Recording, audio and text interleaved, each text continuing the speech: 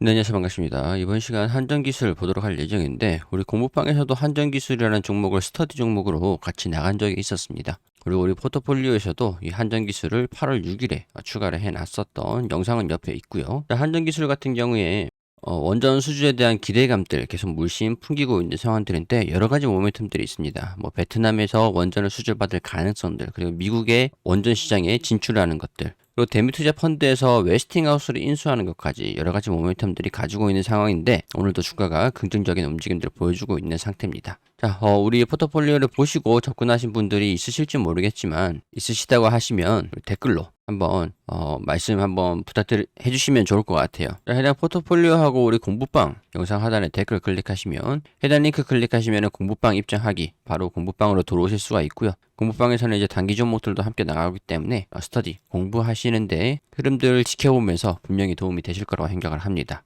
단기 스터디 종목들도 나가니까 참고해서 필요하신 분들 들어오시면 되고요. 우리 채널 관심 종목 포트폴리오 한전기술 우리가 추가를 해놨잖아요. 이 해당 화면들, 이 페이지, 자 영상에서 촬영을 하면서 계속 실시간으로 변경을 하는데 이 링크 클릭하시면은 바로 들어오실 수가 있습니다. 뭐 다른 거 필요 없고요. 그냥 바로 들어와지니까 참고해서 들어와서 보시면 될 것 같습니다. 자, 한전기술 같은 경우는 오늘 고가 10만 1,600원까지 상승을 했습니다. 이 종목이 포트폴리오 같은 경우는 중장기 모멘텀이 있는 종목들만 제가 이렇게 하나하나씩 추가를 해 놓는데 이 종목 같은 경우는 단기적으로도 주가 움직임들이 좀 긍정적일 것이라고 판단이 됐기 때문에 우리 스터디 방에서도 안내를 좀 드리기도 했어요. 7월 29일에 마이너스 10%가량 빠진 적이 있었습니다. 이거를 또 다시 가져오려고 종목을 추가한 것들도 좀 어느 정도 있습니다. 10% 이상 상승하는 모습을 보여줄 거라고 저는 생각을 하고 있기 때문에 장기적인 모멘텀들이 어떤 것들이 있는지 체크를 해보도록 하겠습니다. 자, 오늘 우선 장중 수급이 좀 어땠는지 체크를 좀 해보도록 하겠습니다. 외국인들이 순매도 모습들을 보여주면서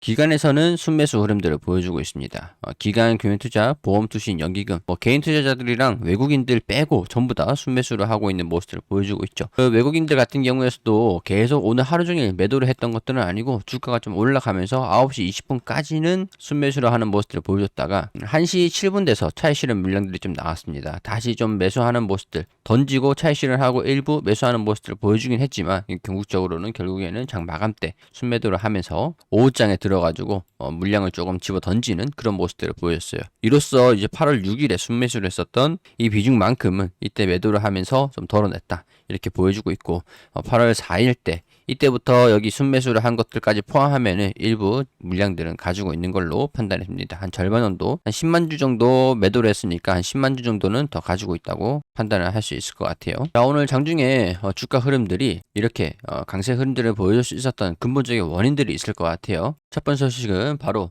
베트남과의 원전 시너지에 대한 기대감들. 여기에 대해서는 좀 말씀을 드려야 될 게 우리 웨스팅하우스하고 한국전력 팀코리아에 대한 얘기들도 좀 말씀을 드려야 될 것 같습니다. 자, 팀코리아를 알기 위해서도 우리가 사전에 아셔야 되는 내용들. 자, 비즈니스 서머리를 체크를 하시면 자, 한국전력의 팀코리아 안에 우리 한전기술이 포함되어 있습니다. 국내 원자력 발전소 설계를 전담 수행하고 화력 발전소를 설계, 신재생 에너지 사업을 영위를 하고 있죠. 소형 원자로에 대한 기술 개발 이런 것들도 분명히 설계 쪽으로 강점을 가지고 있는 그리고 유럽이 아니라 중동에 바라카 원전 4호기 상업 운전하고 체코의 신규 원전 건설 사업 우선 협상 대상자로 선정이 되면서 해외 사업을 확대를 하고 있는 그런 기업이기도 합니다. 다만 아직까지 수주가 들어온 지는 얼마 되진 않았었는데 영업이익에 대한 것들은 이번에 좀 적자를 기록을 하기도 했네요. 그렇지만 이제 영업이익이 중요하다기보다는 장기적으로 일시적인 적자, 장기적으로 흑자 성장세 이런 것들을 기대를 하고 있는 것 같아요. 자, 우리나라 이 원전의 설계를 담당하고 있는 게 한전기술이고 한국전력이 지분을 가지고 있는 한국전력의 계열사 자회사다 보시면 됩니다. 자, 아랍의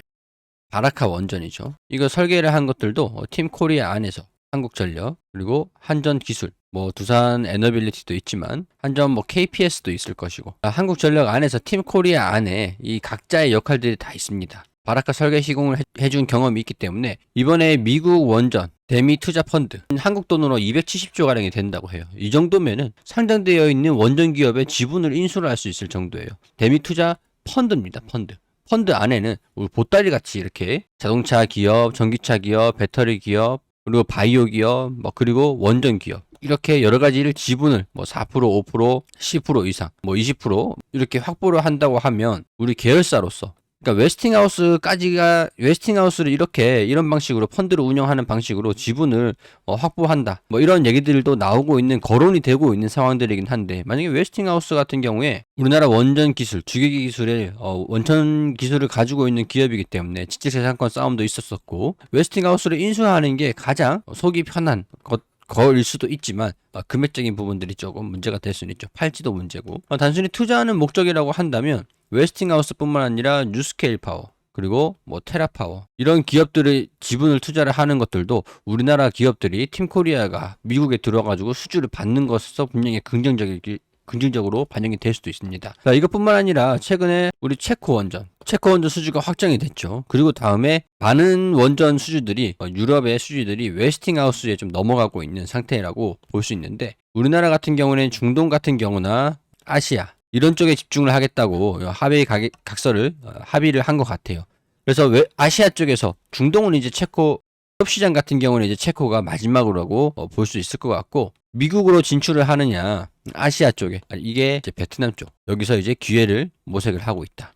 베트남 같은 경우에서는 최근에 소식들이 좀 나와졌던 게 재생에너지 협업 그리고 태양광 풍력 에너지 전장치뿐만 아니라 원전 인력 양성 협업 이런 것들도 진행을 했었고 베트남 같은 경우에는 35년도까지 원전 가동 그리고 재생에너지 확대를 목표로 하고 있습니다. 그렇기 때문에 원전을 수주를 받을 수 있는 보통 이제 원전 산업은 이런 식으로 국책 산업입니다. 국가 산업이기 때문에 수주가 들어오기 전에 해당 국가의 기여를 얼마 정도 해줬느냐, 사이가 얼마나 좋으냐, 뭐 그런 것들도 외교적인 협상 그런 것들이 굉장히 좀 중요하기 때문에 이런 부분에서도 우리나라가 35년도까지 원전 4기를 가동을 하고 재생에너지 확대를 목표로 하고 있는 만큼 신규 원전 도입을 했을 때 유리한 자리를 차지를 할 수 있도록 원전 인력들을 양성을 해서 한국형 원자로에 대한 밑바탕을 좀 밑바탕을 다져놓는다 뭐 그런 의미라고 보시면 돼요. 물론 이제 이런 것들은 단기적인 모멘텀들, 이슈에 따른 변화가 주가에 영향을 줬다. 라고 볼 수는 있을 것 같지만 자 우리나라 같은 경우에도 원전 2기, SMR 1기 2038년도까지 새로 짓는다. 이게 조만간 결정이 날 것 같아요. 이미 뭐 결정이 났었는데 언제 됐느냐 구체적인 계획이 확정된 것은 없는 걸로 알고 있고 부지 선정을 하고 있는 걸로 알고 있습니다. 아직까지 부지가 완전히 확정된 것들이 없는 걸로 알고 있는데 지난 2월 기사입니다. 신규 원전 건설 부지 선정이 본격화됐는데 아직까지는 이게 경쟁이 좀 있는 걸로 알고 있어요.